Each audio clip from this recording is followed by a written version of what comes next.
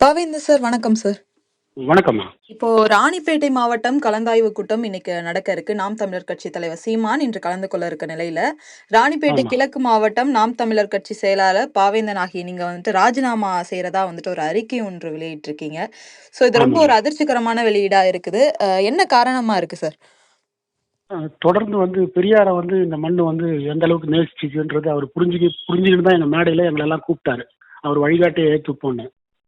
Okay. எங்க அப்பா தமிழ் தேசியமும், பெரியாரையும் முன்னெடுத்து எனக்கு சிறு வயதிலிருந்தே அதனுடைய சாரத்த ஊட்டி வளர்த்தாருமா. ம், ம்.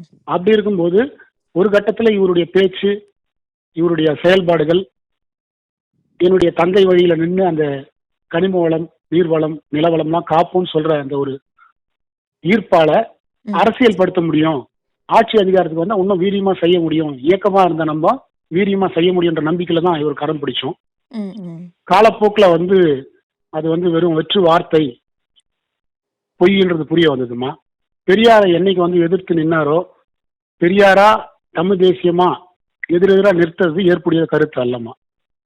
Okay, okay sir. இப்போ அதே சமீபத்துல மாதிரி பார்த்தோம் பெரியார் அப்படின்னா வெறும் மண்ணுன்னு சொல்றதெல்லாம் ஏற்றுக்க முடியாத நான் கூட மன உளைச்சல்ல கடந்த ஒரு 1 1/2 மாதங்களாவே இருந்தேன். என்னைக்கு அவர் ம். பேச ஆரம்பிச்சாரோ, அது தொடர்ந்து விட்டுட்டு இருந்தா பரவாயில்ல. பெரியார் உணர்வுகள்லாம் வெளியே போலாம். எதை வேணா நான் பேசுவேன். நீங்க அமைதியா கூட கடந்து வரணும்னு ஒரு ஒரு ரசிகர் கூட்டமா இருக்கிறத நான் விரும்பலம்மா. ம். இது இந்த இது கருத்தியல் வந்துட்டு ரீதியா இருக்கதான் முடிக்குது. இத சொல்லுங்கம்மா. வந்துட்டு நீங்க சீமான் அவர்களிடம் தெரிவிச்சீங்களா? ஒரு மாவட்ட செயலாளரா இருக்கீங்க. நீங்க ஈஸியா அவர மீட் ஆமா, பண்ண முடியும். அவர்கிட்ட நீங்க ஆமா. எதுவும் சொன்னீங்களா? நீங்க யாரும் சொல்லுன அந்த ஒரு சூழல் எதுவும் ஏற்பட்டதா? ஆமா, எத்தனையோ ஒரு பலமுறை எல்லாருமே சொல்லியாச்சும்மா. நானும் சொல்லியாச்சும்மா. ஓகே. உங்கள நேரடியாவே சந்தித்து சொல்லியிருக்கீங்க. சொல்லியிருக்குதும்மா. அதுக்கான பதில் என்னவா இருந்துச்சு சார்? அவர் பதில் அதுதாம்மா.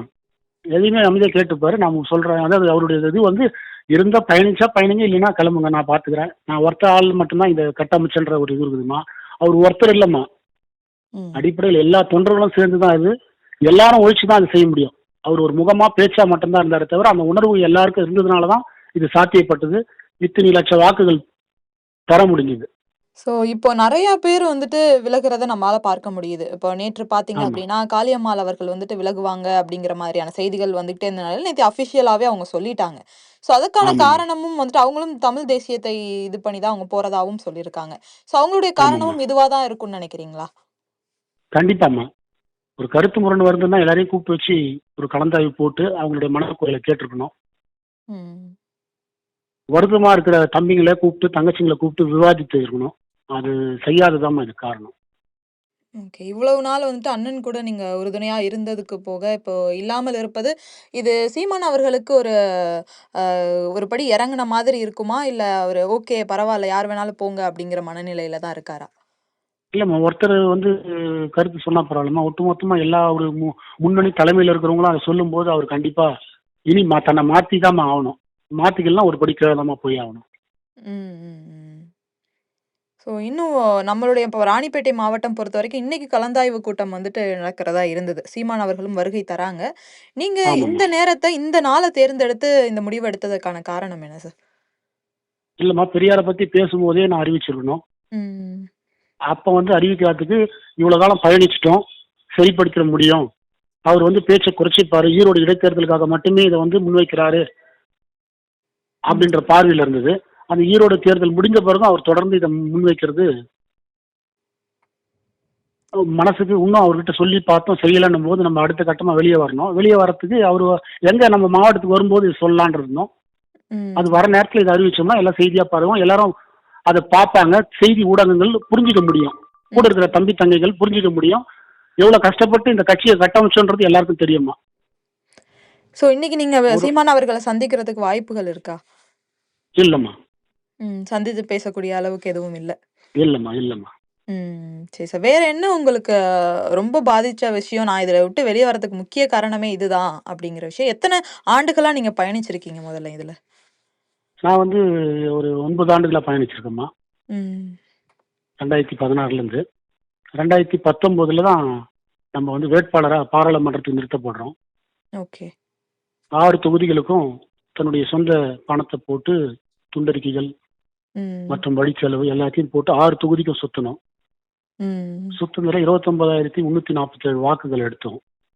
ம். ம். ம். அரக்கோணம், சோளிங்கர், ஆற்காடு, வாலாஜா, ராணிப்பேட்டை, ம். காட்பாடி, திருத்தணி இத்தனை சட்டமன்ற தொகுதிகளுக்கு சுத்தி அந்த வாக்குகளை பெரியார் உணர்வாளர்கள் வாக்கும் இதுல அடங்குமா. ம். ம். கண்டிப்பா. ஆணைமுத்தையா அவனுடைய பயணத்துல தான் நான் என்னோட வாழ்க்கையை தொடங்கினேன். என் தந்தையும் அவர் தான் தொடங்கினாரு. இடஒதுக்கீடுக்காக பெரும் பங்காற்றியவர் என் தந்தையும். ஐயா ஆணைமுத்தையாவை தெரியாதவங்களே இருக்க முடியாது. ம்.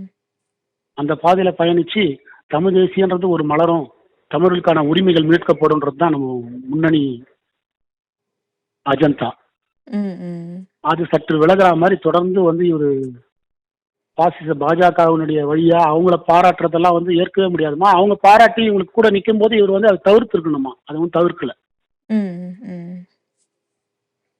அதை தவிர்க்காத வந்து இவர் ரசிக்கிறாரு அவங்களுடைய பாராட்டுகளையும் அவங்களுடைய இதுவையும். ம். அது வந்து ஏற்புடையதான் இல்லைம்மா. ஓகே. இப்போ இந்த நிலை வந்துட்டு என்டிகே பொறுத்தவரைக்கும் நெறைய பேர் வந்துட்டு போறத பார்க்கும்போது, இதனுடைய கடைசி நிலை என்னவா தான் இருக்கும்னு நினைக்கிறீங்க? கட்சியுடைய கட்டமைப்பா இருக்கட்டும், இல்ல இனிமேல் வரப்போற 2026 தேர்தலாக இருக்கட்டும், நிலை என்னவா இருக்கும்னு நினைக்கிறீங்க சார்? அதாங்க தன்னை மாத்திக்கணுமா அவரு. கட்டமைப்பு குழுன்னு ஒன்று இருக்கணும், ம். பொதுக்குழுன்னு ஒன்று போடணும், எல்லாருடைய கருத்துக்களை கேட்கணும். அது எதுவுமே இல்லைன்னா கண்டிப்பா வந்து வீழ்ச்சி நோக்கி தான் போவோம். கண்டிப்பா. Okay. Okay sir. Okay sir. உங்களுடைய தகவலுக்கு மிக்க நன்றி சார். மகிழ்ச்சிமா. நன்றிம்மா. நன்றி சார். செய்திகளை உடனுக்குடன் தெரிந்து கொள்ள உடனே சப்ஸ்கிரைப் பண்ணுங்க.